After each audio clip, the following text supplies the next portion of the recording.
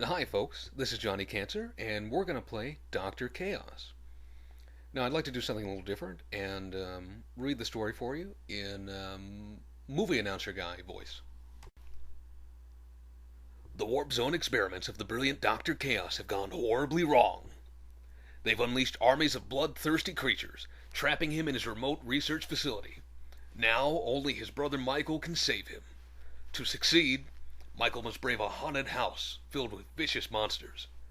Can he fight his way through the dangerous passageways, track down the concealed weapons, find the secret vials of strength, and assemble the only weapon powerful enough to defeat the ultimate beast Kanbarian? Thriller graphics. 3 different screen patterns. Graphic score pad tracks life force weapons found, weapons in use. Memory capacity saves your score and restarts the game at any point. Win a free WCW t-shirt! Anyway, let's take a look at the box art just for a second, because this is something to see. Now, take a look at your main character. He's holding a knife. He's covered in blood. Behind him there's a skeleton with his lungs exposed.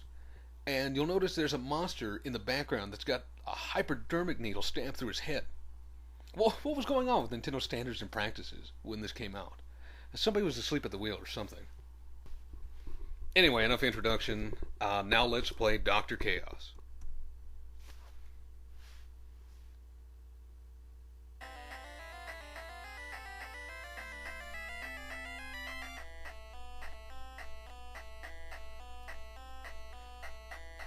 I know I should be talking, but this is just like the greatest intro screen ever for a video game. You gotta watch this.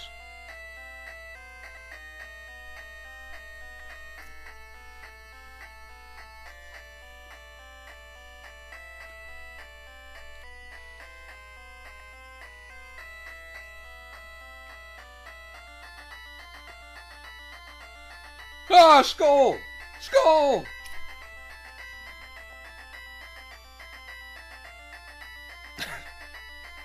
Anyway. But yeah, terrified me as a child. Had horrific nightmares about this.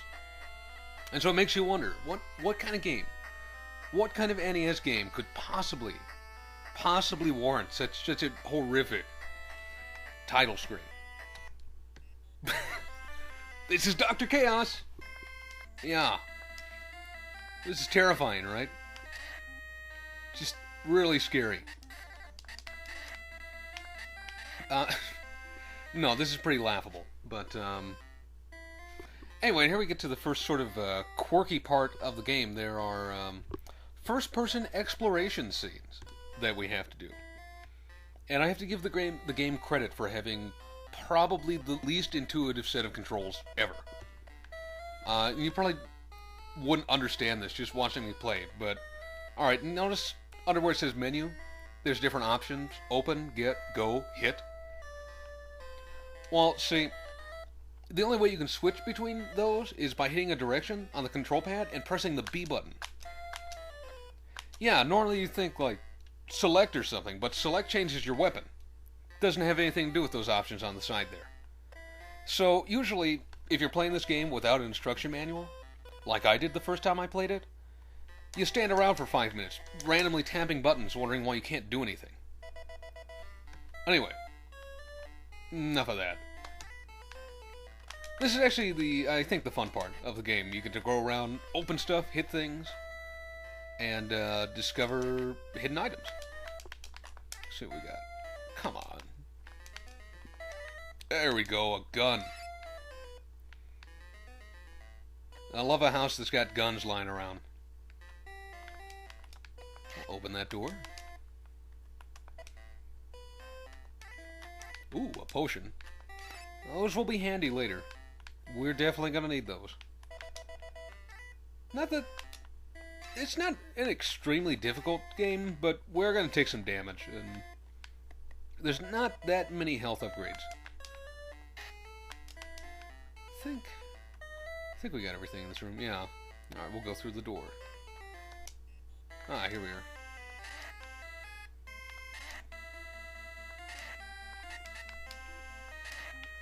But yeah, I like the concept of the game. it borrows very heavily from H.P. Lovecraft, actually, particularly the story From Beyond, which is basically concerned with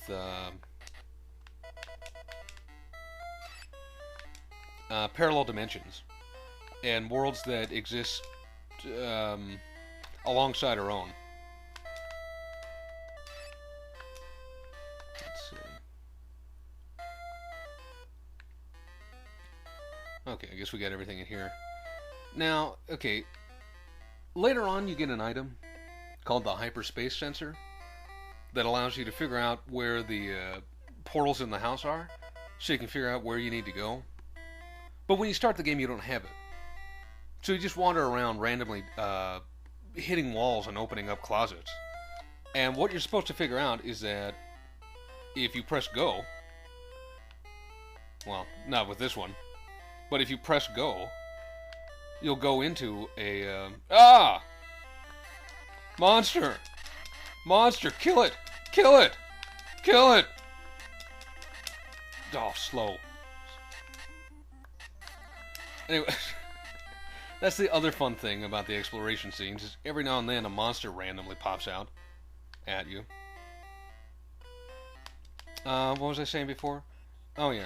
No, we need to go back. Where were we? Did I hit this? Nothing there. Well, let's try this one. Yes, here we go. This is the right room. Anyway, so you're wandering around trying to find the portals, except the game doesn't give you any items to do that at the beginning. So you just have to randomly wander around and knock on walls and open cupboards and try and go inside. Here we go! Yeah. So anyway, I don't like that part of the game design. I don't think that's a very good idea. I think it definitely forces a lot of people to give up right at the very beginning, and they never get to this part and see that the game's actually kind of cool. But anyway, here we are in the first of the alternate dimensions that are hidden throughout the house. And again, keeping with the idea that this is based really heavily on H.P. Lovecraft stories, I like that the bats and other enemies basically materialize out of nothing. It's a small touch, but I think it works well.